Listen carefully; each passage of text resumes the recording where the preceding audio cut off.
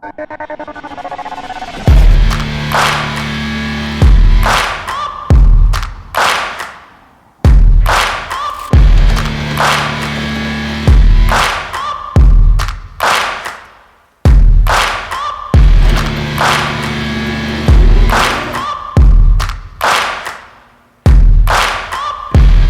to North Exploration. This is our shopping cart. If you're new here, you have no idea what this is. If you're not new here, you know that we've been planning to do something to this for a very long time. This has a Predator 212 from Harbor Freight, like every other toy cart. Basically Costco shopping cart, and we got something pretty fun we're gonna do with it today.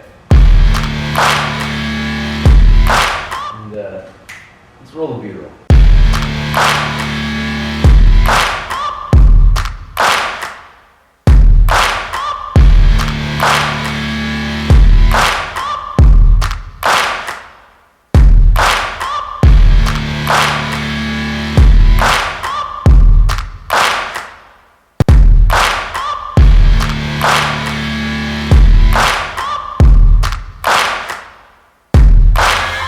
Cart's behind me, somewhere right there, and first step, ripping that old motor off so we can throw it right up there on the bench. So that, with that, is gonna be quite powerful.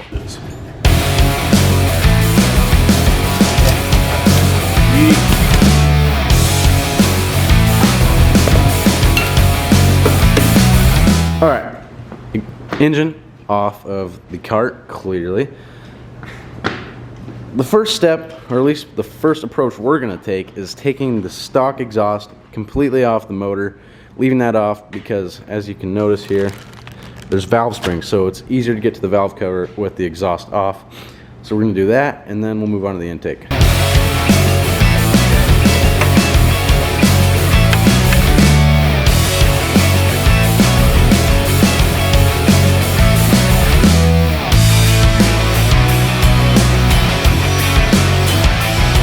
We're not going to do a bench fire up or any fire up before because there's so many videos on YouTube and everyone knows what a 212 sounds like. Heck, if you just check out our past videos, you'll figure out what a stock 212 sounds like. So we figured we wouldn't bore you with that.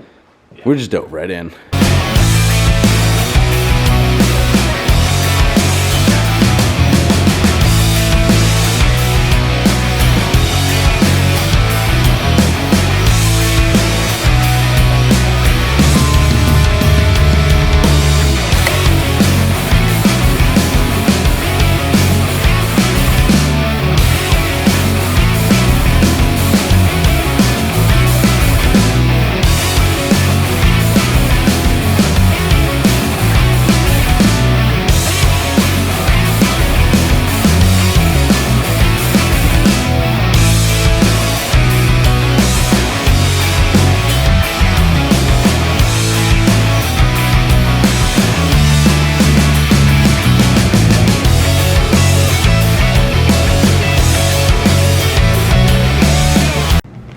All right, folks, new valve spring.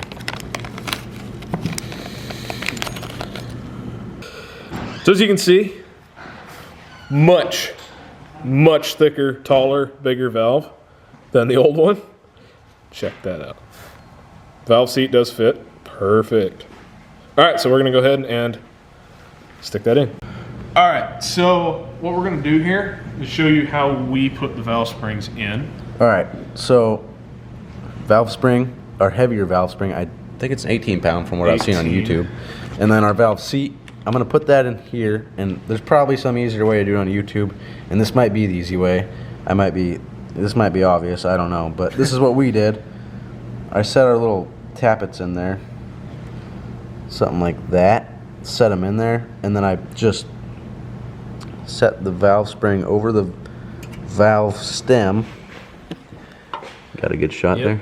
So then I put my thumbs kind of on the outside of those tappets. And they're in. They're in. Now I'm hoping they're in correctly, but They look fine to me. It looks fine. Yeah, there's a little gap I'm noticing between tappets, and we might be able to fix that. Not that it matters, but Yeah, I think as long as it's held in it's, there, well, the rocker arms are on there, well, should be fine. it's in there good. So now we'll reinstall valve cover. Move on Maybe to move on to jets. That's probably jetting what we'll do next. this bad boy.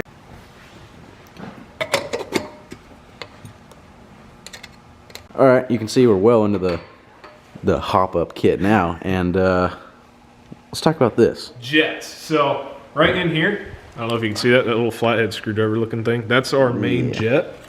And we have a new one. These are jets from bigger displacement engines, GX 390. And this is a jet from a GX 340. These are Hondas, of course. Yeah, for you, those of you guys who aren't familiar with these smaller engines, basically Predator is just a clone of Honda engines. So this will be the Honda, what is this a clone of? I don't know the number. 190, I think. Yeah, 190. All they did is just change the displacement. Yeah, just a few knockoff things, cheaper parts. This is a 212, but these are actually OEM Honda valve springs, which are pretty cool. If you want quick performance upgrade, just put the Honda parts in. Yeah. Also, I didn't know this came with this. It's a timing key for the flywheel. So Sweet. we'll see how that does. Oh yeah. I'm really excited to see how this does. So basically what we have here is the new one on the left and the old one on the right. And what you can see they did is change the amount of holes. So you have less holes because you're changing to bigger jets on your carburetor. So you have less holes here on the left and more holes on the right. Stock one has more holes because the jets are smaller. It's basically just an offset. Yeah. But we'll slap her in there.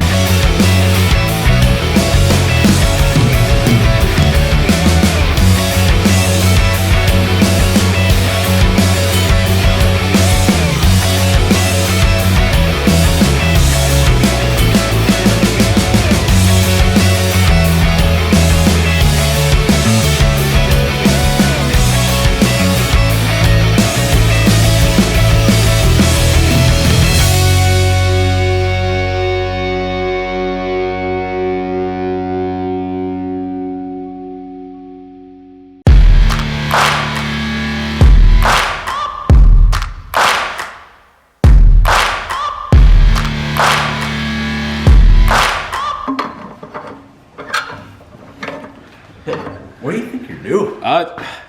You're right.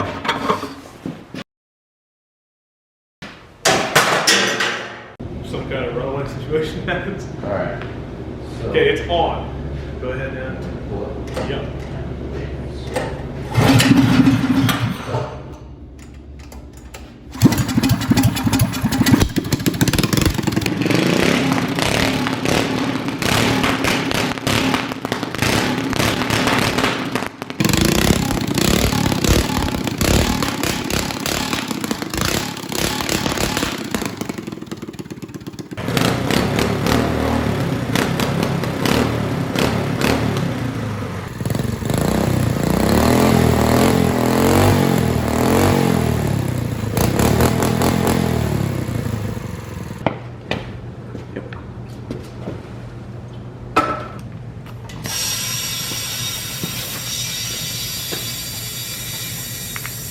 All right, quick update. Motor is completely back on. We haven't ran it yet. The chain isn't setting right on the sprocket, which is kind of odd because we didn't have this problem before. Or maybe we did and we didn't know it, but I don't think we had this problem before, so Wes is trying to fix that. And once we fix that, we'll get back to you.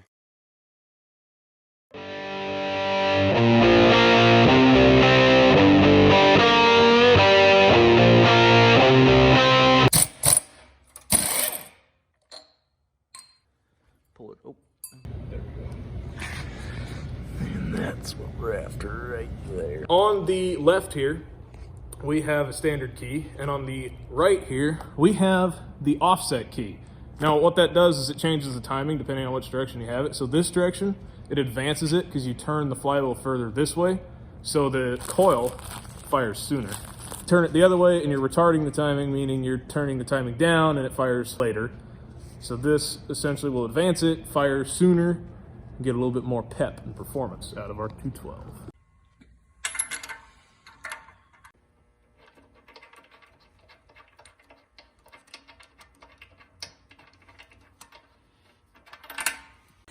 First start, here we go.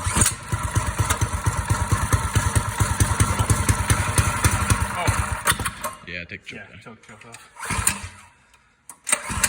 Go. There it goes.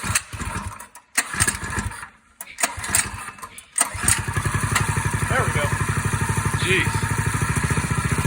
Took a little bit.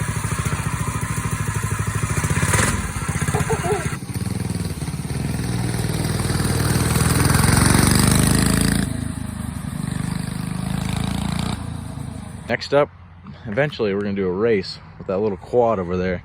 Because we raced before and we got beat. But I'm thinking we could win this time. Stay tuned on the channel for part 2 of this video, where we add an additional item to the shopping cart and race it. We are looking forward to that just as much as you guys are, and we hope to see you guys in the next episode of Northwest Exploration. See you guys next time.